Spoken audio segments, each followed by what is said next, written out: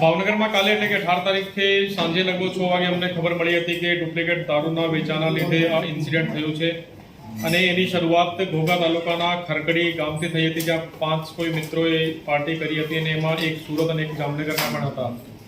સુરતનો જે ભાઈ છે એની સુરતમાં સારવાર ચાલે છે અને જામનગરનો જે વ્યક્તિ છે એનું કોઈ લક્ષણ જણાતા નથી અને જામનગરમાં છે. હાલમાં અત્યારે પછી બીજા ગામોના લોકો પણ અફેક્ટ થયા અને ટોટલ 22 લોકો અસરગ્રસ્ત થયા છે, જે પૈકી 18 લોકો સારવાર હેઠળ છે અને બાકી 4 લોકોની મૃત્યુ થઈ છે.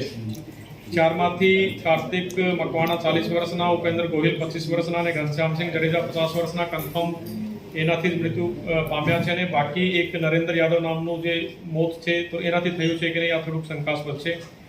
અમે લોકોએ એક તો મીડિયાના મારફતે અને આમ પણ તમામ લોકોને સૂચના આપી છે કે જે પણ છેલ્લા લાસ્ટ 2, 3, 4 દિવસમાં જે આ પ્રકારની રોયલ સ્ટેગ જે બ્રાન્ડ છે એનું સેવન કર્યું છે તો તેમાં લક્ષણ હોય કે ન હોય તો તાત્કાલિક છતાં પણ હોસ્પિટલમાં સારવાર માટે દાખલ થવું જોઈએ.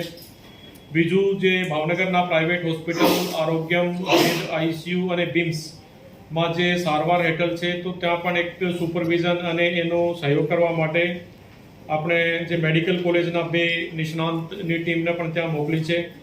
પછી અમદાવાદના આઈકેડી હોસ્પિટલમાંથી નેફ્રોલોજિસ્ટ પણ ભાવનગર આવવાના છે, જે સાંજે લગભગ 5:30-6 વાગે ભાવનગરમાં પહોંચી જશે અને પોલીસ પણ એ જે ગુનામાં જે કનેક્ટેડ છે 4 બુટલેગરની ધરપકડ એમાં કરી છે. અને જેમ હું તમને કીધું કે 18 લોકો સારવાર હેઠળ છે.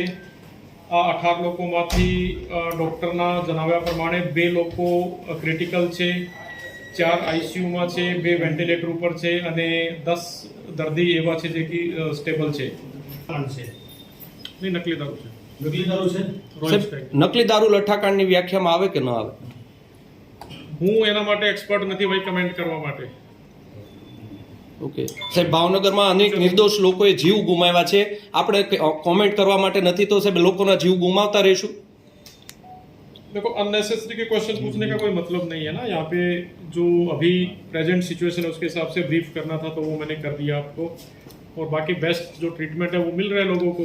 और देखते हैं कि सबको यही अपील है कि अगर किसी ने 2-3-4 दिन में रॉयल स्टेग वगैरह का सेवन किया है સાહેબ એક અન્ય तो वो मतलब अपना ट्रीटमेंट जरूर करवाए. સાહેબ અન્ય એક શંકાસ્પદ વ્યક્તિ અલંગનો મજૂર આવ્યો છે, બેક પાઇપર્સ 100 નામનો તેણે દારૂ પીધો છે સાહેબ.